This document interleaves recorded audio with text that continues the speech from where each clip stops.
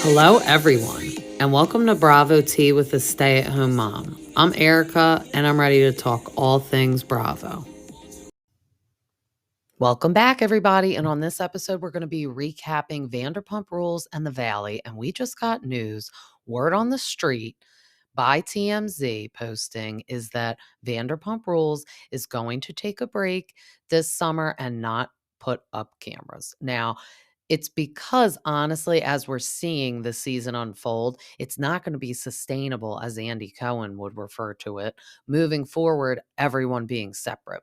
And when Ariana and Tom are together, it's just always going to be about Sandoval, which after this season, we all want to move past it, as do they.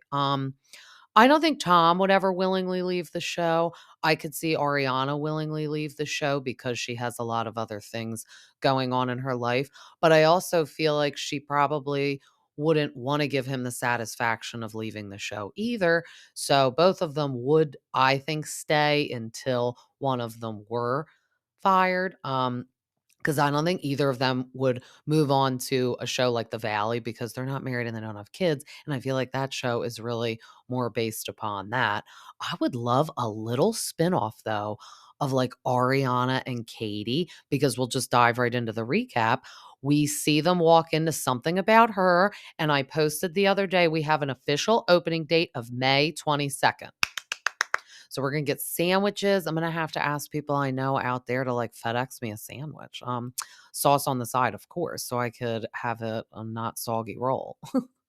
I'm so happy for them because I feel like everyone was saying it was like just a front for the show. It was never really going to be real. They just wanted to sell merch in the height of Sandoval for sympathy for Ariana. But as we saw at the beginning of the episode, they said they were running into a lot of issues because of permits. They had to tear the whole front patio out.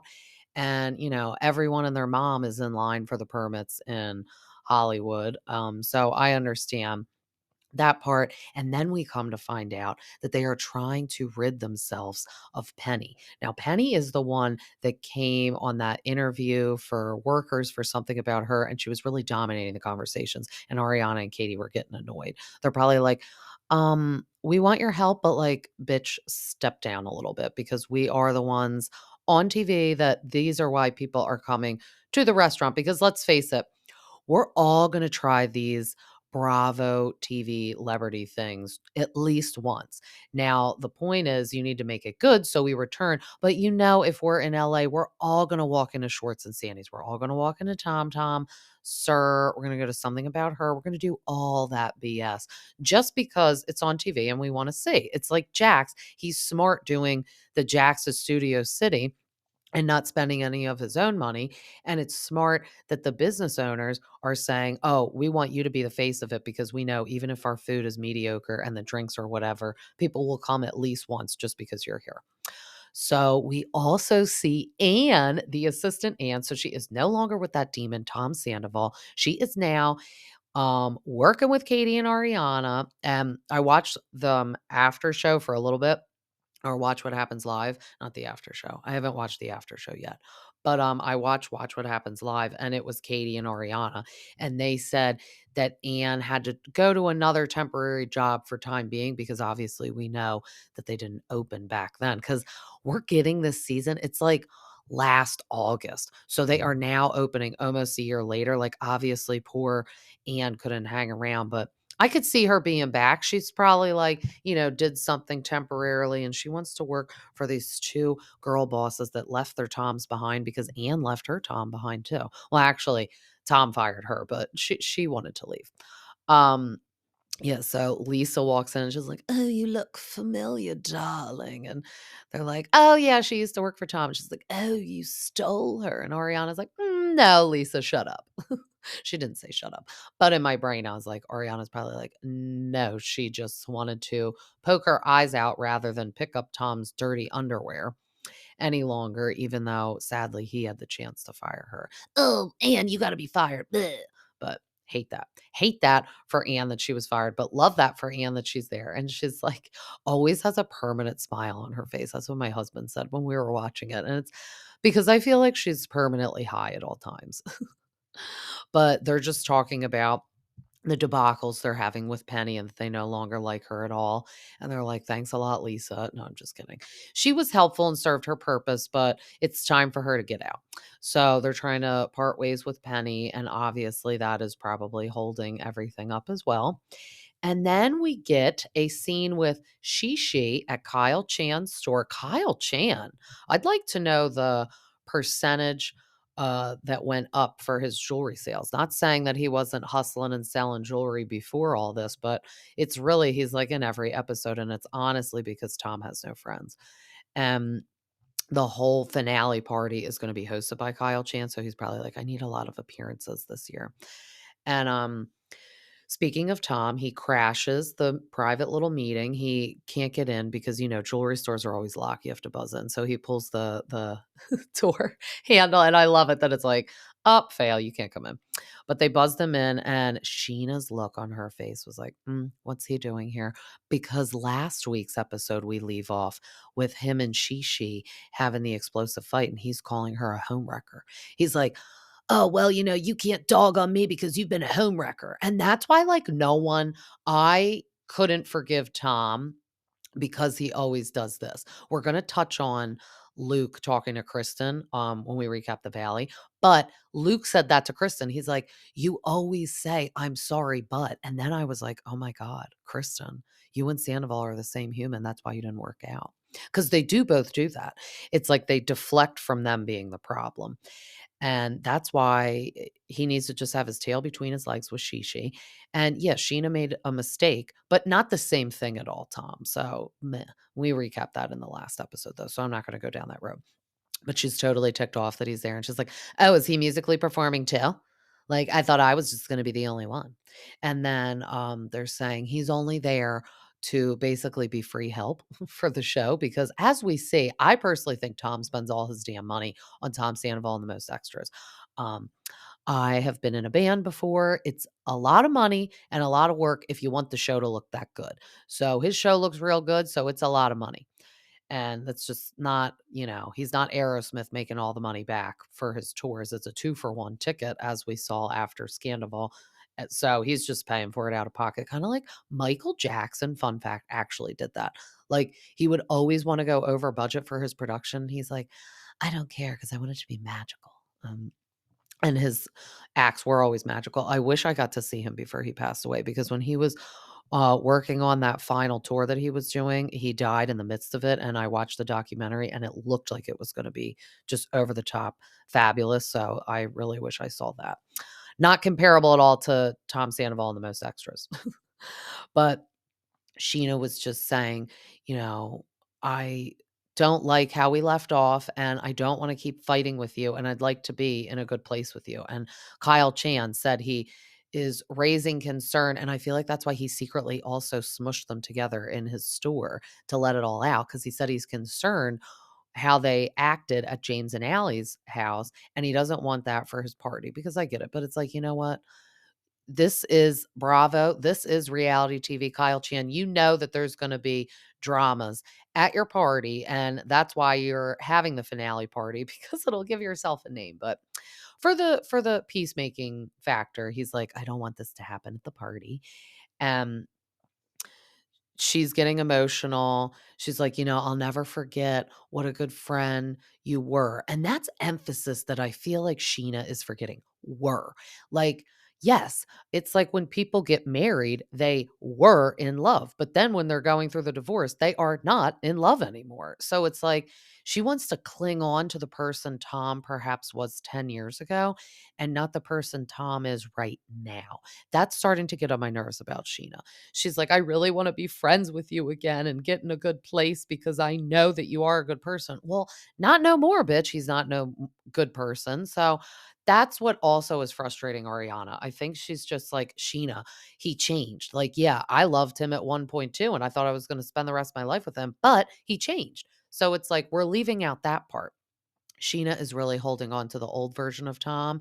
And Ariana at this point is like, oh, he like never was a good person because look what he did. No, I do think people can change and either become good or become bad. So I think maybe back in the day he was a good person and he just, being on TV does something to you, I feel like. It's like Jax, and I don't really think he was ever a good person, but I think during his pause, as Dorinda would say, he was okay, and that's why him and Brittany had the baby and they were getting along, and now I think he's going back to, like, crazy Jax, and that's why they're not getting along. But then LaLa FaceTimes Tom because Katie comes over and they're just eating pretzel crisp. And this is pure just for production because she's like, I'm so orange. I have to wash this spray tan off me. So they're not even getting ready because she still has to bathe. It's like, hey, come over so we can film this scene together real quick and I'll share some of the pretzel crisps with you, which I love. We buy the big bags at Costco. Our daughters love it. They're the pickiest eaters, but I will say our children love hummus.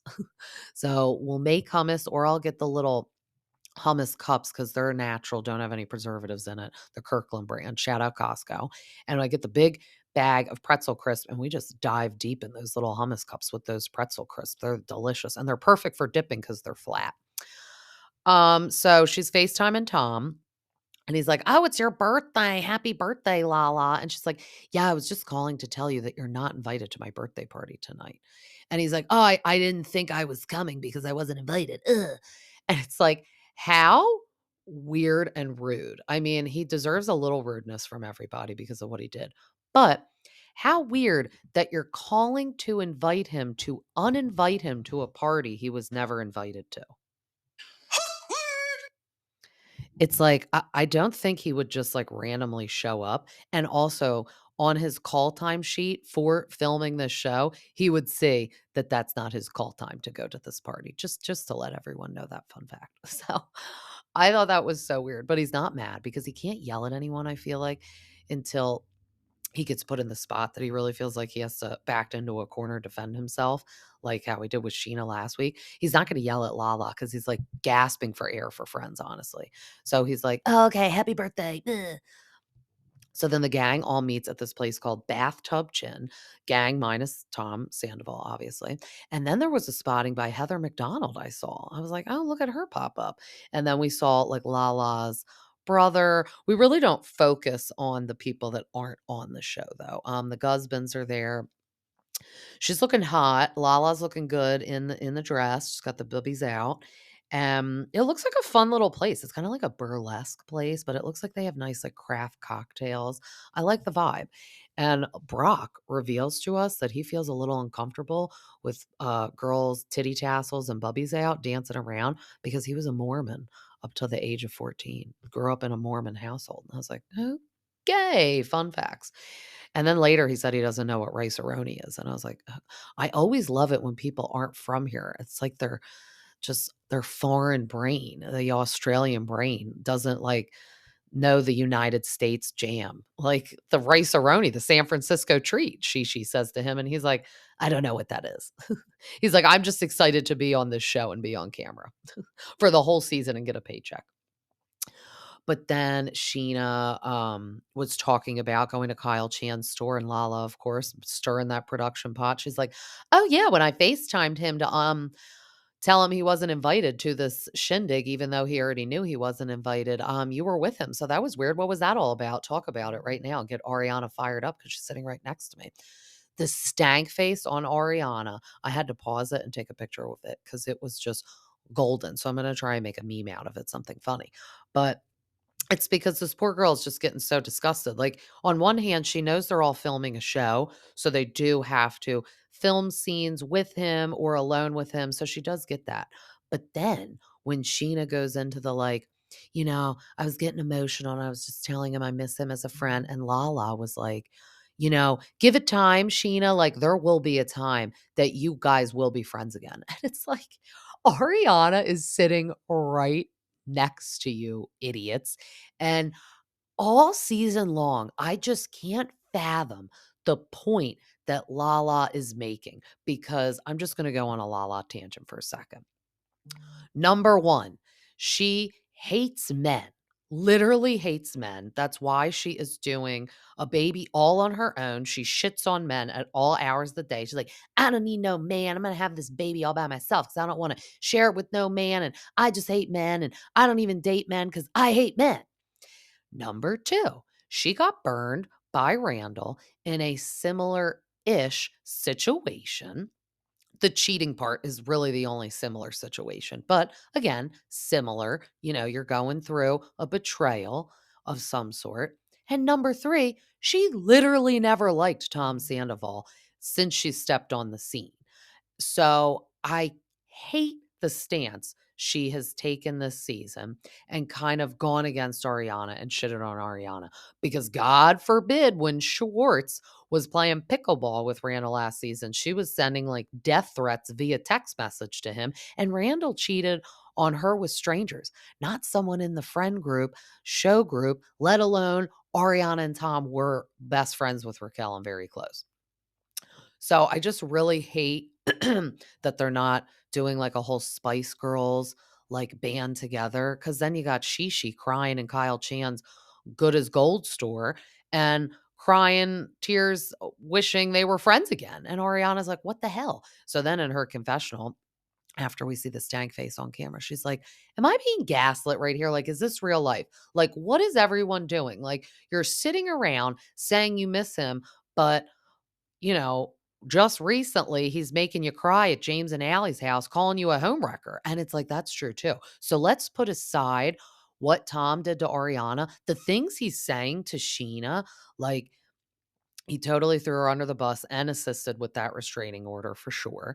He yelled at her apparently that night on the phone and said, I'm not even friends with you. And then, yeah, he's calling you a homewrecker and throwing that in your face, trying to say you guys are like the same person or have the same moral compass.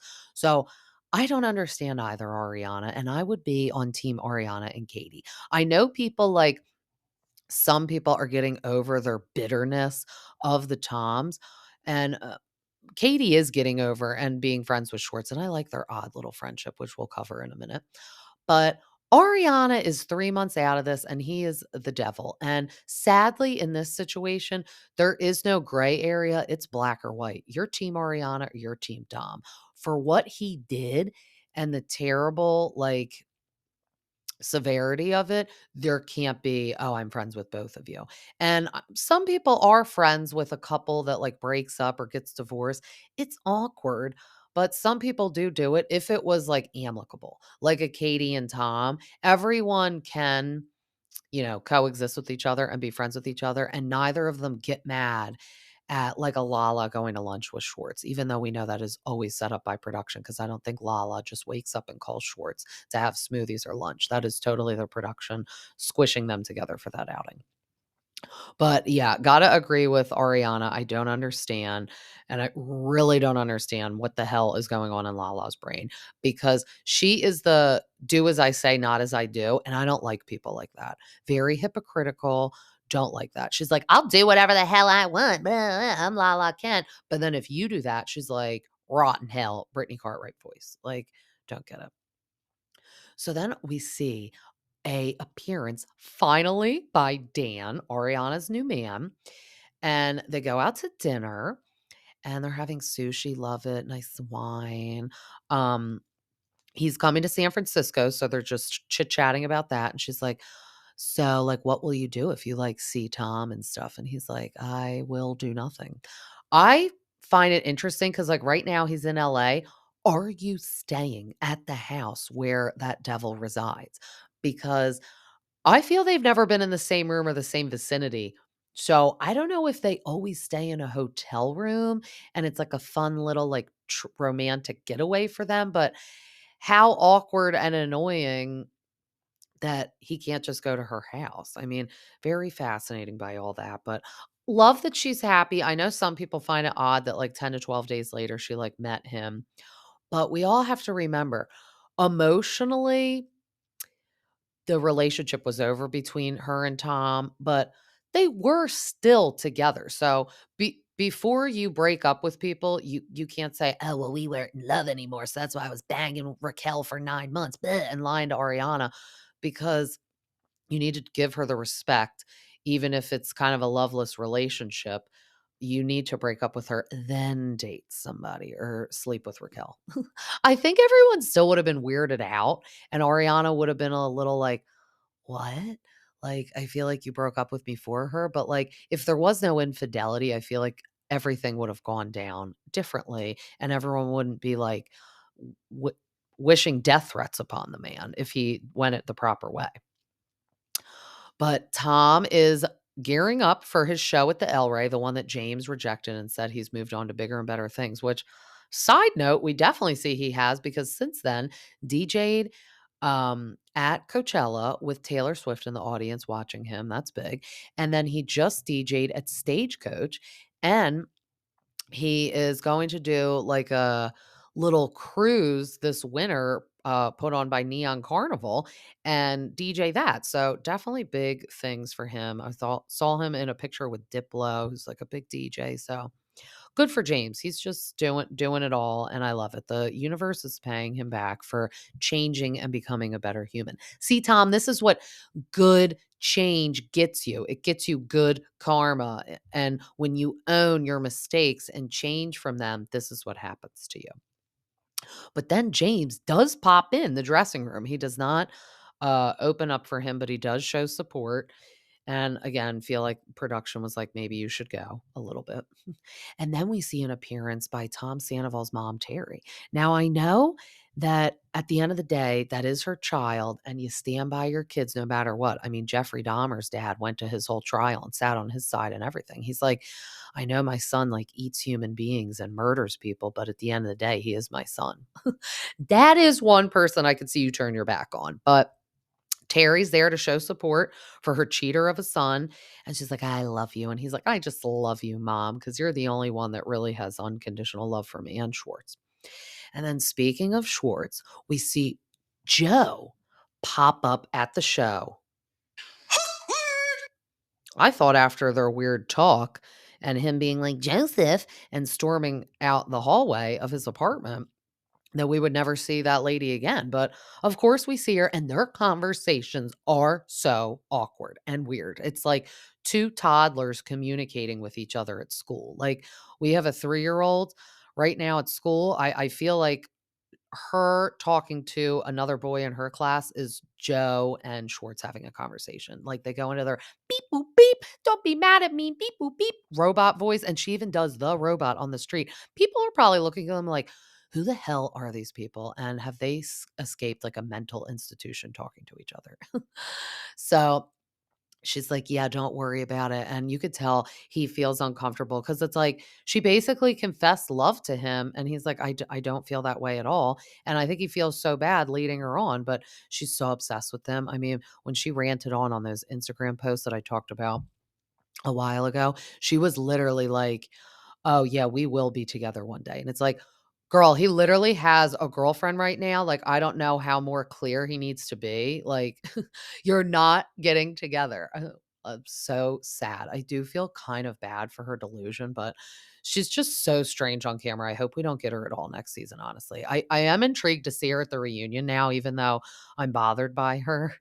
I'm just here for the stories, and yeah, I don't know. She's just so strange. But then we see everyone go to the airport and talk about Strange. Tom and Dan are like literally right standing next to each other, not speaking, not saying hi. They've never met. And I'm like, this is so. I can't use that audio enough, honestly, for this episode, because there is a lot of awkward moments.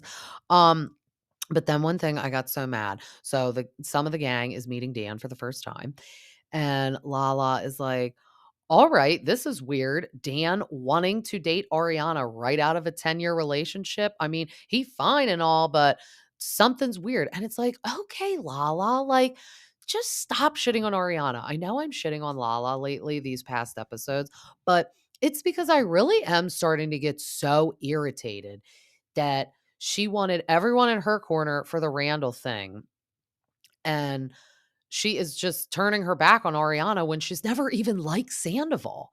So it's like, how dare you, kind of. And then there she goes with the damn Send It to Daryl merch. Like, if I see that merch one more time, like, I feel like her wallet has Send It to Daryl on it. Like, she has sweatshirts, sweatpants, totes, like everything. It's like, all right, we get it. Stop it.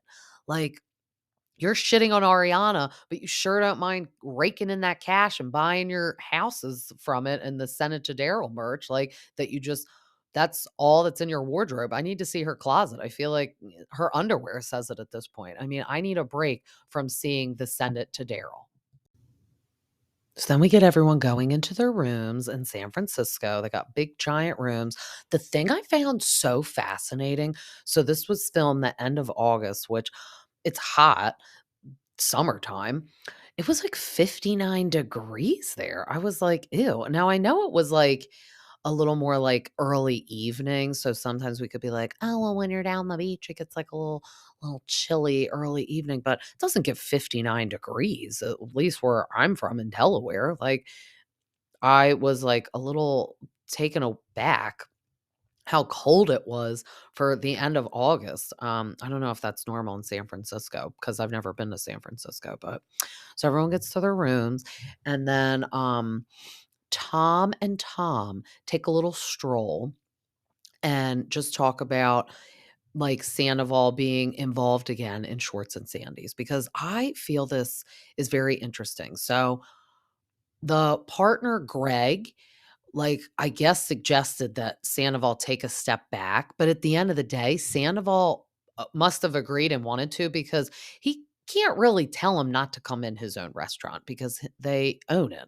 So, he must have been like, "Yeah, I guess it's for the best of the restaurant, ugh."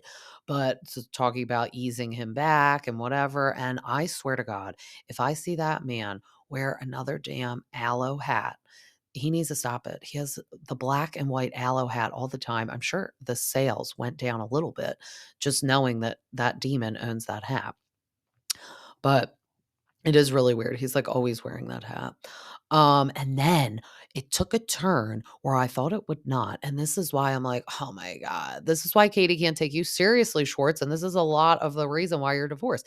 He said that he would consider the offer of moving in the house. And he got down on one knee and gave Sandoval a little weird, like pink handcuff, like a little keychain. Like now they're like chained at the hip forever, which it's like, you guys are so codependent on each other and it's so weird and so unhealthy. I need to know current day if this really ended up happening. I need to dive deep today. I feel like if it did, they were trying to keep it as a surprise for the show, but it's like Tom and Ariana still, as I know, June 7th, are going to court for the sale of the house. So I would assume that him and Schwartz didn't move in together because Ariana has been living in that house until up until this March when she just bought her own house. So I don't know. Maybe he moved in for a little bit just to pay for it, but then that would mean Ariana had to move out and find somewhere else because she just bought the house. I don't know. I think it's so bizarre because Schwartz was the one complaining that it would go from him spending $4,500 to $10,000 a month, which is a big jump. And at the end of the day, he's not going to get any equity because Tom's name is on the house, not him, unless he put his name on it too. I don't know. And then they have to get a loan, and it's just like, oh my God, this you people have a problem. Just the Toms will never, ever, ever leave each other's side. And I thought that was crazy. So he said he would move in. I need to know if that actually happened. So that's what I'm going to be researching today. But then the gang all gets on a boat. And not only is it cold, it's so windy there that the water is so rocky that it is so rough. I was getting very panicked and concerned for their safety for a while. It reminded me of when the Real Housewives of New York went on that boat in Cartagena and they all thought, I feel like they thought they were going to die.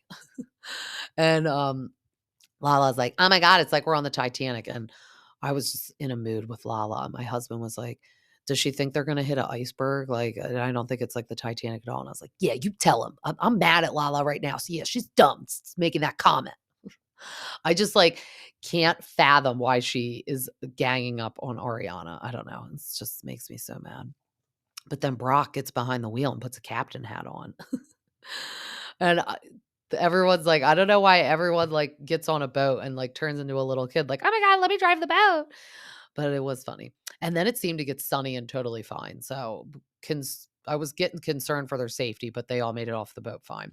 Which Dan opted to not go on the boat. So I feel like Dan came on this trip and like barely did anything except like the finale party because like I feel like he had to because it's revealed also on the boat that Joe is gonna come to the finale party, and it's like, "Oh my god, can we not?" Bleh. So I feel like it's like at the finale party, they really try to get everyone together with their significant other, spouse, whatever. So everyone always has like a guest. I guess Lala is just gonna have nobody because unless someone's gonna like appear for her, or I could see the Gusbands maybe making the trip for her. Like they're probably like, all right, everyone gets a +1, so do with it as you want for this. But when they get off the boat, Brock is just talking to Ariana about like kind of moving on and like thinking that she needs to like put the anger in the past and like forgive him to move on. So Ariana, even though I get she like answers everyone a little angrily because I feel like she is just so pissed off how everyone is acting with her. She's like, I do not need to do this like new age therapy where it's like, just forgive everyone, take the high road so you can have inner peace and say to Tom, look him in the eyes and be like, I forgive you to make myself feel better because that's not how I feel and that's not going to make me feel better. And I literally 100% agree. I have people that have done mean, hurtful, or wrong things to me. I don't sit around and get angry about it every day, but I would never look them in the eye and say, I forgive you. Because to me, it's saying, I accept your asshole behavior and I'm letting you know that it's okay that you're an asshole. And it's like, no. Um, I personally, I'm not holding anger on a daily basis, but I'm not going to look at people that have wronged me and say, oh, it's okay. I forgive you. Cause it's like, no, I don't forgive you and I'll never forget what you did if it's something this bad, like Ariana is saying. So I get it, girl. I do feel bad for her. Thank God she has Dan at least to hug every night, even though he's not on these group outings. At least she has him by her side at the end of the night. And then they gear up for a 1920s dinner, which is kind of put on by Brock, question mark, very weird. But I thought it was cute. The restaurant they went to was so cute. And I thought everyone looked cute with their gear. Dan is not joining us for this dinner again. And LaLa makes a pit stop at their room. Again, probably production was like, go ask questions, things, talk. And Ariana was like, I came back and I had a chilled Celsius and Dan ironed all my clothes. This is why I don't understand why you people will not hate Tom because look at how wonderful Dan is. No, she didn't say that, but LaLa was like, oh, that's great. And then Dan is just wrapped in a towel and LaLa is caught off guard a little and she's like, oh, look at you. Are you coming to dinner? And he's like, no. And LaLa thinks it's weird that he came all the way there and he's not going to come to any of the dinners. I think it's more also he wants to remove himself as much as he can from Tom for the finale so they can meet at the Kyle Chan party. Maybe a little bit. Maybe even production was like, separate yourself a little so we can have like a big finale. But also, I feel like he just wants to not be around him as much as he can and let Ariana do her thing. I think if Ariana looked him in the eyes and was like, I really need and want you by my side the whole entire trip, he'd be there. And another revelation that I did not know. So when we first saw Dan, we saw that he has like a little man bun. So now we see the man bun down. His hair is literally to his ankles or his knees. I was like, oh my God, look how much hair he has. I think we need to donate that to Locks of Love because if he's just going to pull it back all the time, I don't know if we need like a Moana hairdo and we need it that long. It was like literally so long. I think we could make 3 children's wigs out of his hair. It was insane how long it was. And I was so caught off guard because it's always up. And I was like, oh shit, look how long her hair is. But then they get to the 1920s dinner, and awkwardly, Tom and Ariana have the same shoes. And immediately Ariana shuts it down and she's like, or no, Tom was like, oh, mine are Doc Martens. Is that what yours are? And she's like, no, mine are Steve Madden. Don't talk to me. But it is weird. They have like the black with like the wing tips. And I'm like, oh my God. And then James looks like a newsie. He looks like a little paper boy that everyone proceeds to tell him. And I think James just looks youthful because He is the youngest guy there, but he also never has, like, really facial hair, and he just has a youthful looking face, but that's good because it's gonna pay off later in life. While everyone's getting facelifts, he's just gonna still go to that face gym place and just have those girls slap his face to get his jawline in check, and that's all he'll need for his youthful face. But Tom pulls Shishi aside and they're just talking about sound check tomorrow. And he's like, oh, yeah, I got my sound man coming. He's like the best sound man. I'm spending all my money on you. So you should appreciate this. And I have a great wireless mic for you. It's like so expensive. And I just really want you to be my friend again. And then she's like, how are you feeling about Dan being on this trip? And he's like, I really would like to meet him, but I feel like I don't want to make Ariana feel uncomfortable. And then she's like, can you at least apologize for weaponizing Ariana's mental health? Because that just wasn't right when you go there. And this is when I'm happy that Scheana is talking to Sandoval because she's being a good friend to Ariana. And I put her in a different category than LaLa because Scheana was friends with Tom. So I can sympathize with that. I just don't like that she's trying to cling on to the person he was because it's like, Scheana, obviously, this is the person he is. He's a cheating, mean person, and he's saying mean things to you current day. So this is who he is. You need to take that. And the old Tom is gone. But I do like that when they are together, she does always stick up for Ariana and say, can you at least think about doing this? And this will make the situation better. And they really are having a real conversation. He's like, I miss that we can talk to each other like this. And I do feel Tom is being genuine with Scheana. And I like that for Scheana. So he's not really like playing her. But we're going to take a quick little break and then we are going to recap the Valley. To all my listeners out there, it's not just the Bravo celebrities that want to look beautiful. We do too. Head on over to Studio One Salon for the most amazing extensions, cut, color, or even just a nice shampoo and blowout for when you go out with all your friends to talk about all the latest Bravo tea. Use my code BRAVOT with a stay-at-home mom to enjoy 10% off. So we pick back up from the dinner from hell, and Michelle's nip is not slipping anymore. It's tucked back in her dress, and they're all reconvening in the room, minus Kristen and Luke. And everyone's like, oh my God, what just happened in the hallway? I feel like Brittany got like a black eye interjecting in it because she was pushed, obviously not intentionally, because the whole rest of the episode, she's wearing her glasses. So I assume homegirl wears contacts just like me. If your eye is like messed up, you can't put your contact in, or you don't want to irritate it any further. And it was like looking a little bruised the whole episode. So I was like, oh shit. Or she's like, I feel like it got scratched. But um they were coming back in and they were like, Kristen said that Jesse said he's divorcing you in 3 months. And then everyone in their confessional was like, oh, so close, Kristen. It was the other way around, that Michelle is going to divorce Jesse, not Jesse divorcing Michelle. And then Jax is like, should I say something? Should I just be like, I did it just so I can interject and get the heat taken off everyone? He's like, honestly, if I'm not in the conversation, I feel left out. And I feel like that's so true for him. Like he's used to being the core of the drama. And he's like, oh my God, Kristen's having the limelight of the drama. I need to be back in it. But yeah, that was like a very intense dinner. Jesse was like, thank you, Jax, for losing your hair, for bringing us all together. But then he did say, can we all agree that Kristen is out of the friend group? And it's like, all right, Jesse, unless production wants to fire her, you can't really say she's out of the friend group. And then Janet was like, well, she's not going to be invited to anything Jason and I do because she's irritated by her at the moment. So when people start axing a cast member out, it is difficult. That's how we see with like Tom Sandoval. He like had to be weaseled in for group events because you can't film someone solo all the time. Or like when we get our ladies back in Jersey on this weekend, I'm very intrigued to see because they claim Teresa and Melissa didn't interact the whole season.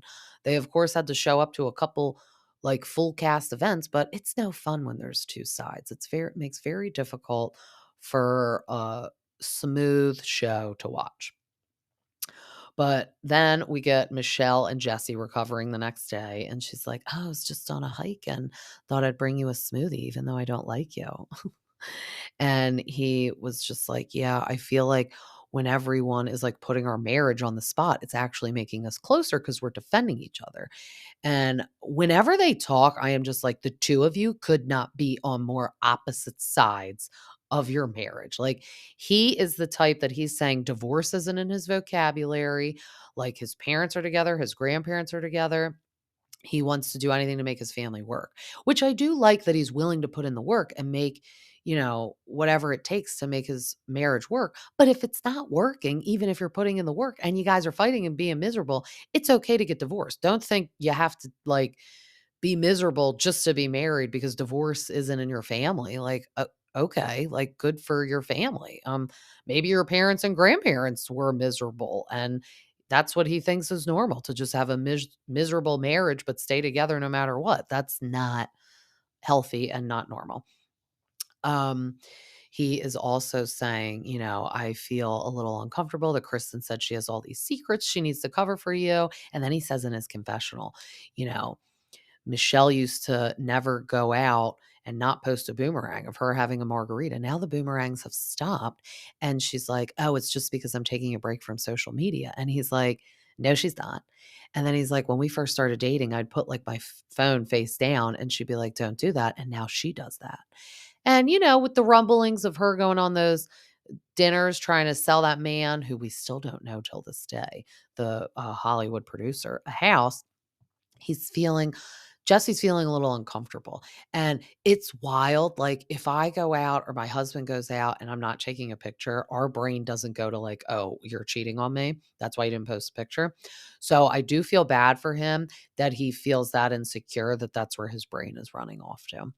And Michelle is trying to reassure him, like, you've never had to worry about that and blah, blah, blah, blah. But I don't know. Kristen's over there blabbing that Michelle has a secret boyfriend of a year. And when Jesse hears wind of all this, it's obviously something has happened or he's gotten enough clues to make him feel insecure. Because if someone walked up to me tomorrow and said, oh, your husband has a secret girlfriend, I'd be like, huh, okay, good one, good joke.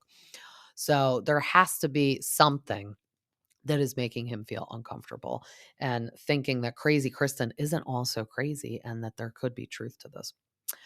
But Janet and Jason then go visit Brittany and Jax, and they are just talking about all the gossip. So Jason said, ever since Janet has, quit her job since she's pregnant, her full-time job is gossiping, which Jax loves to gossip as well. But Jax takes it to a different level. I think Janet just likes to keep it amongst herself, where Jax like takes it kind of like Kristen and runs with it. So she's just kind of interrogating him about going out with Jasmine. And she's like, apparently you hold this secret information that Kristen is throwing up in Michelle's face too. And Brittany is like, Jax, I don't like when you do this, put us in this predicament. And then before they all go outside though. So Maymal and Sherry are there, Brittany's family. And Cruz is having the help from the tutor for the speech therapy.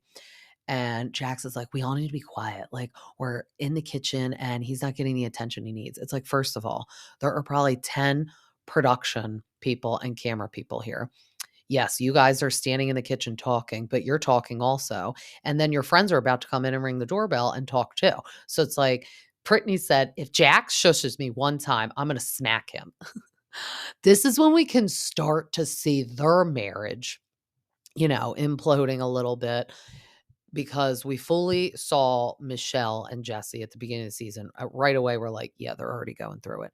We've gotten a little hints of Jax and Brittany going through it because of the intimacy. Now the getting on each other's nerves and fighting about everything is starting to unravel, as we can see. So they all go outside so they can let Cruz be with his tutor. And then this is when they're talking about like that Jax holds all the gossip along with Kristen as well. And then just Brittany with the eye. It's very concerning. Like, it's either bruised or scratched from getting involved in the cat fights in the hallway. But then we see Luke and Kristen go to the OBGYN because this is when I do feel bad for her, and we could put aside that she's crazy. She said they've been having unprotected sex for 6 months and she's still not pregnant. I also, just from like experience or friends experience, I feel like if you're very stressed and are like, all right, hurry, I'm ovulating, we need to get pregnant, we need to do this, very pressure, like, I'm old, time's ticking. If you're like stressed out about it, like your body knows you're stressed, and then perhaps that's why you're not getting pregnant also. But she's just checking to make sure everything is tip top shape up in there. And the doctor said it is. So it could be that she put stress. I mean, I followed an ovulation calendar the 2 times too, because you do have to. Like, I am not the smart one that's like, oh, okay, I just had my time of the month, and then now this is when I'll be ovulating. No, no, no, no. I needed an app for that. So you do have to look at it and be like, okay, this is when we need to do this to plan this. So I do feel bad because we do find out after the show that she did have a miscarriage, and Kristen is still not pregnant. So I do feel bad for her. Hope that, she starts a family soon because this is what she wants. And Luke said, Kristen will be the mother of my child and she will be my wife one day. And it's like, all right, just buckle up, Luke, because you're in for a wild ride. Because I think he got a preview of it this episode that we will touch on in a minute. But then Jax and Brittany are finally going on a little day date that she's been asking, but it's really not the date she probably was envisioning. I was like, when they started walking up the steps of this place, I said to my husband, I was like, are they going to like a tantric sex place? And they were. They went to a tantric sex therapist. So they're gazing into each other's eyes, trying to reconnect. And this is where Brittany, says in her confessional that she really feels that Jax is not sexually attracted to her anymore, because they can use the excuse all they want of like they have a baby and they have no time to have sex. At the time of them filming, Cruz is like 2.5. So it's like, you have time because he's not like 6 weeks old. Like Nia and Danny are probably getting it on more than you people, and they have 8-week-old twins and an 18-month-old baby, and they are all crammed in an apartment. So yeah, there's a problem. And they're just like gazing into each other's eyes, getting connected, and they both leave and say they feel more connected. Jax at this moment is saying he's going to do anything it takes to make the marriage work and everything. And I do like that. And he's showing a little effort, because Brittany says if he does not show the effort, she's going to be out of there, packing her bags back to Kentucky. No, not back to Kentucky, but she's not going to put up with the unhappiness, which good for her and good for Michelle. Like Jax and Jesse are stuck in this parallel universe where it's like they feel like they have like picked one person and that's who they have to be till the end of time, whether they're miserable or not, screaming at each other in front of their kid or not having sex or not. Like, no. So I'm glad the women are on a different page, because that's how it should be. If you're not happy, get out. And then Jax, Jason, and Luke go bowling, and they are just basically lightly telling Luke, like, half of the group doesn't want to be around Kristen. You need to gently break it to her and try to get through her brain and tell her she's crazy. And Luke isn't mad. Like, of course, he is like, well, I'm always gonna have Kristen's back. But I get what you're saying. Like, she got a little information and then spun it. So Luke came home from the daddy daycare pool party and told Kristen, Jesse was saying, the way things are going with Michelle, I don't know if we'll be together months from now, so expressing concern. And then Kristen formed an opinion in her brain. And then what spit out of her mouth was, Jesse's divorcing Michelle in 3 months. That's not at all what Luke said. This is how gossip starts. Like, people ad lib what they were really told and then spice up the story. And that's turns into that's not at all what was said. And Jax is like, I just want to let you know, Kristen has been proven to be a pathological liar. And Luke is like, well, so are you. And it's like, truth. They both were liars. I really don't feel like Kristen lied about much though. Back in the day, the only thing she lied about at first was sleeping with Jax, but then she did come clean. She doesn't lie. She like ad libs, which is what Jax was saying. Yeah, like the basis of what she said is true. They're having problems, but she got the story wrong. But then we see Nia, Danny, Michelle, and Jesse go to dinner together. And I feel so bad. They all cheers, and then Nia and Danny are so cute, and they kiss each other, and Jesse and Michelle are just sitting there, like, left to be like, "Oh, okay, we don't do that." It's because it's done. It's over. It's over. And I don't know why Jesse just doesn't really get that. I think he does, but he's like, "No, we're gonna keep going because no one got divorced in my family, even though I know it's over." It's just so uncomfortable and sad. And then they were talking about that they want to move out of their apartment, which I was wondering. I was like, are they going to move into a house? So Danny wants to check out this area that I forget what it was called, but he said you could get like a 5-bedroom, 6-bathroom, big backyard for like 1.2 million, which I was like, whoa, where is this? Because everyone out there should be moving to that because, and he said like space, because I feel like space is the key word out there. The houses are really on top of each other, unless you're like Kyle Richards or Lisa Vanderpump and you're getting like a $40 million home.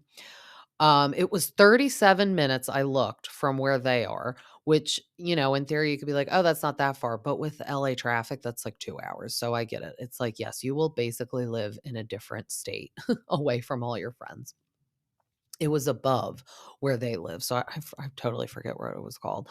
But he's like, "Yeah, I want to check out that because bang for your buck." Um, it was funny because obviously they were bringing it up to Jesse and Michelle because they're both realtors. And Jesse's like, I know where it is. Like, I know it's in the state of California because he's probably like, he doesn't sell anyone houses there because everyone just wants to be where they are because that's where, you know, LA is and Beverly Hills is, and they're not too far from Palm Springs. It's like, yeah, that's where everyone wants to be. That's why it's expensive, and it's not expensive where he wants to be. But then they were like, "Oh, we're gonna get a new car first instead of a house." It's like, screw getting a new car. I think the minivan they all took that trip in is just a-okay. I could not imagine, and kudos to anyone listening that does it. 3 kids, babies at that matter, and 2 adults all rammed in an apartment. No, thank you. Get the house. Even if it has to be 37 minutes away, get the house. But then we see Jax and Brittany leaving for a little date night. And this is where Jax is like totally stupid. Sherry, Brittany's mom, was there for a whole month to help with Cruise. And Brittany was probably like, oh, it'll be great. We'll do some like alone dinners or like a little getaway so he can impregnate me because we'll have some alone time. Because as I said before, I think Cruise is the kid that gets out of his room or cries and screams for them all the time. So they really do have no alone time for sexy time. So I do sympathize where like that's maybe why they have no love life, but you gotta nip that shit in the bud. Maybe they're taking like the easier route, not to down anyone, but instead of letting him do the cried out method, they just always go get him or just let him sleep in their bed. But that becomes to a bad habit because then the kid will be 5 expecting to still sleep with you in your bed. Um, we didn't do that personally. And it made for our kids to both love their rooms, love their own beds, love their space. They go to bed, they stay in their room all night, and they sleep all night. We let them cry it out. We always put them back in their bed, even if that meant I had to get up 20 times and be very tired for a short period of time. I was like, it's going to pay off in the long run because they're going to like their room and want alone time, which they do. They'll be like, I'm tired. I want to go to my room. And I'm like, okay. So they're having Janet and Jason come over because Brittany's mom is no longer there to watch Cruz. So this was 2 days after she left because Jax is so busy with the bar that he does not own that he has no financial input, which means he probably has no financial say. It's just suggestions. And he is just so stressed out by. And I hate to down him because I get it. It is stressful and it is work. I'm not diminishing the work he's doing, but it's like, you're that stressed you can't go to dinner for one freaking night. Like, get over yourself, please. Um, so they have to stay the night because they're gonna have a little getaway at the Mondrian, which is where he just had his "I have a bald spot in the back of my head" party. So they probably gave him a free room for having the party there. So he's like, "Oh yeah, let's use that free room for like a getaway, but let's wait until your mom leaves, Brittany, because I'm an idiot, and then let's force our friends to sleep here."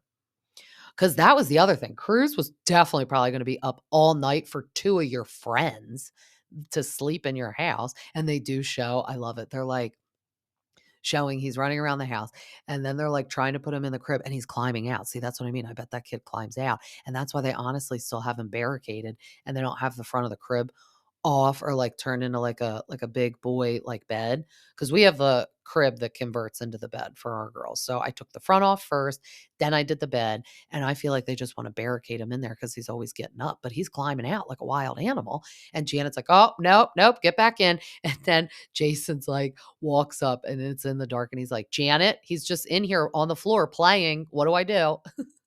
In the pitch black playing. He's like, I don't need to listen to you people. And this is what I do to my parents. And this is why my parents have no love life. But then Kristen and Luke have their little talk. So they're getting their drinks ready because Luke's like making a stiff whiskey on the rocks for himself to have this talk with crazy Kristen. And he's like, I need to let you know that I went to bowling with Jason and Jax, and they said that people don't like you. No, he really didn't say it like that, but he was like, you need to understand that when you say things, you're like taking it out of context and twisting it, which good for him for saying it and admitting it and in a calm manner. That's why I do think Luke is good for Kristen. Like, I don't know if Kristen is good for Luke because his face and his mental stability during this conversation was like, oh my God, I'm going to blow my brains out. But I think his calmness is good for her because she needs to be told these things, but in a calm manner so she can understand it. But she's very deflecting. Like, she's like, okay, I'm sorry. I'll work on it. But, and then he's like, that's what you do. And that's why I said that earlier when I was recapping Vanderpump Rules. That's what Sandoval does. And I'm like, oh my God, it's because you guys were together for so long. You both do this. You like can't just say, oh, I'm so sorry for how I made you feel, or I'm so sorry what I did. And then that's all. Or like, this is why I did this. Instead, it's like, I'm sorry, but no, but he's like, leave the but out, Kristen. Just say, I'm sorry and take ownership of it. And I totally agree. So he was definitely ready to pull his hair out. He's going to need some of Jack's hair loss preventative stuff because he's going to pull his little hairs out of his head dealing with Kristen at all times. And then if and when they ever have a baby together, that's going to be even more stressful. So kudos to him for taking one for the team and having the talk and relaying the message that she can't throw them both under the bus. Because also, when you become a couple, it's like if she's running her mouth and being like, oh, well, Luke came back and told me this, then it's like all Luke's fault. And that's the wrath of what Brittany feels with Jax. But then we pan it back to Jax and Brittany. They're in the hotel suite. It's all nice. It's all set up for a romantic evening. And I'm like, okay, Jax, this is what we want to see. And this is what our Kentucky muffin Brittany needs and wants and has been saying. She's like, what are we going to do tonight? And he's like, we're actually going to have like a chef come in and do dinner. And I like that. And obviously, it's probably so they can film too.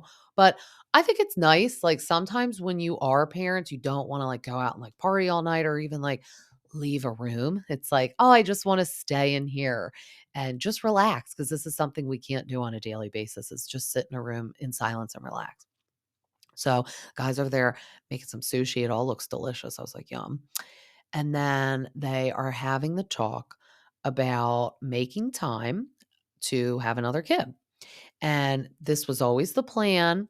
I remember back in the day, she was like, oh, I want like 4 kids. And he was like, even being like, oh, yeah, we'll like have 4 kids. I felt like he said that to be like cool. But then when you like get married and have 1 kid, you're like, oh, we're definitely not having 4 kids. We'll have like 2 max. That's it. We'll replicate ourselves. And that's about it for the human nature of everything. What is it called? Like just turning over. Like that's what they say. You need to just procreate and replace yourself in the population. That's what I meant to say. So he's flipping the switch on her and he's like, the bar is just like, I'm so busy with it. And that's what I just can't fathom. It's like, dude, you literally have 3 partners and you're really not even, I don't consider him a part. He's like the face of it. So like for me, like a partner is financially responsible at the end of the day. And since he said he's not financially responsible, like I guess he's considered like a different version of a partner because he said he is going to have to be there like at least 3 times a week. And I think that's what he like doesn't want to say. Like he probably means he'll have a contract with these people that financially to be paid for the bar and for the goodness of the bar and them to make money, he needs to show his face because they'll want to come in because Jax is there. Because people of fans of the show will want to be like, oh, maybe we should go here because we can like see him tonight because I know he comes in a lot. So that's going to make the bar make money, which will make Jax and Brittany make money. But then she's like, the bar is not coming before our family, which I have to agree. And then it's like, at the end of the day, like Brittany can be home raising the baby while you're at the bar. Yes, she will want help from you. And guess what? If you guys are raking in the money, maybe you can even hire a nanny. And then Cruz will be in school by then. So it's like, there's never really oh, we're just both not busy at all time to have a baby, but it's like you need to work it in your life. And yes, obviously, family comes first, and having a baby for the rest of your life is coming first because you may not even be a partner in this bar a couple of years from now, but you're going to have a kid forever. So I do feel bad for her. He's totally flipping the switch. And then he's like, I don't know if it's a good idea to have another baby because Cruz needs a lot of attention right now. And she's like, what are you talking about? Rotten Hill. I am a good mother. I give Cruz everything he needs. I am a good wife. I love my son. And then she starts getting emotional and she's like, he is the most important thing in my life. And then he's like, you don't need to cry. This is not a conversation for crying. And it's like, it kind of is because you're literally telling Brittany, like, oh, I'm just so consumed with this stupid bar. And I don't think we can have another kid. And then I don't think Cruz should have a sibling because he needs like speech therapy right now, which in a year he may be like fully talking and nothing wrong with him. He may just be a little like slower talking, which I also said in a podcast that there is research that shows sometimes boys just develop a little slower than girls. So they are also just comparing him to Summer Moon and Ocean, who are girls, and it's like not a comparable situation. And he wasn't even in school yet. Kids literally blossom so much, no matter how much you read with them and do stuff with them at home, blossom in a different way with a teacher and a classroom full of their own peers and learning together. And teachers just have a magical different way than us as parents have. Like, I love that our daughter goes to school and comes home and she talks like full sentences now at 3. I mean, it's just amazing to hear everything she's saying and doing and understanding. And I don't necessarily agree with Jack saying like, "Oh, if Cruz has a sibling, he won't get all the help he needs and attention from us." It's like, first of all, he hasn't been diagnosed officially with anything yet, and you're kind of going down a road before the road is even being built. And I will say now Cruz would be the older sibling, but somebody having 2 kids, I think it's great for both of them. Yes, the younger one usually gets the most benefit because they like learn faster. They see the older sibling doing a lot, so they wanna, like, keep up with them, so then you're like, "Oh, wow, look, they're, like, really progressing really fast because they have the older sibling." But I think it would benefit Cruz being the older sibling also just having someone to constantly play with and talk to. Like, if you and Brittany are sitting there on your phone or you're recording a podcast and not at the house at the moment, he will have his sibling to play and talk with, which is going to help him. So I didn't agree with that necessarily. I think siblings, whether you're the younger one or older one, is good for both, for growing and playing. And then it's just like I'm an only child, so I wanted to give my child a sibling that they'll always have. And I think it's neat that I have 2 girls, so they'll be sisters forever. And yes, they have their little squabbles here and there, but for the most part, they love each other. Like, I'm just watching them last night play on their swing set together, holding hands, laughing together. And I love that. We play a lot with our daughters, but it's never the same as them playing with their sibling. I love it for them. And I feel really bad for Brittany because I feel like Jax is, not upholding things they talked about before marriage. And that's not something you should do is flip the switch and change. I am getting very interested seeing the demise of their relationship. We're getting a little insight. I said that there was going to be a reunion for the Valley. I don't know when they're gonna film it. Now I'm like, was that, like, fake news? I can't see why they wouldn't have a reunion because they're like, "Oh, Michelle and Jesse are going through a divorce." They both have, like, boyfriends, girlfriends now. I just got word that Jesse has a girlfriend too. So they both already have other people in their life, and now Brittany and Jax are separated since the show and living in different houses. That would be TV gold reunion and a huge missed opportunity to not have a reunion for these people. Um, I feel really bad for Brittany because Jax is just totally changing his tune. I think he's very selfish. I hope that she meets a nice man too, like Michelle has, that treats her right and she can have another baby with somebody. Because I feel like he's flipping the switch on that. She's feeling not attracted to, or she's feeling not attractive to Jax. And I just feel bad for our Kentucky muffin. She's just going through the ringer with everything.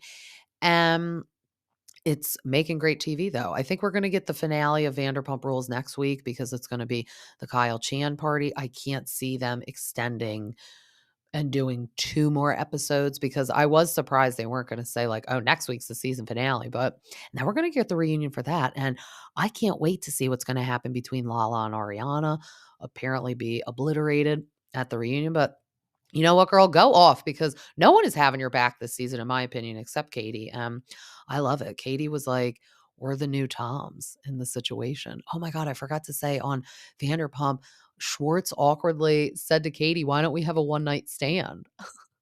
He's like, I mean, like a one night stand, like, let's order like minimum $150 worth of junk food, sit and scroll on our phones and like just sit there like we used to. And she's like, no. And he's like, all right, or have sex.